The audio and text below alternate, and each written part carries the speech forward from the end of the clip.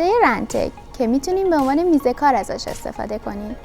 گرده های سنباده کاریتون داخل میز میریزه و به وسیله دستگاه مکنده‌ای که به میز متصله از محیط کارتون خارج میشه. میز سنباده رنتک که طول اون 2 متر و عرض اون 1 متره. البته میتونه بسته به سفارش مشتری در سایزهای مختلف تولید بشه. روی این میز از چوب راش ساخته شده که مانع خط افتادن روی قطعه کار میشه و دوام بالایی داره. شما میتونید برای کارهای حساس این دستگاه رو با روی نمدی سفارش بدین. در این قسمت برای اتصال ماشین پوستنی و سنباده پریزهای برق و کانکشن های باد رو داریم. اینجا هم محل اتصال مکنده است که بسته به سفارش مشتری میتونه سمت راست یا چپ دستگاه قرار بگیره. یه قابلیت کاربردی این دستگاه اینه که برای سنباده زنی کناره‌های کار میتونید از این قسمت استفاده کنید.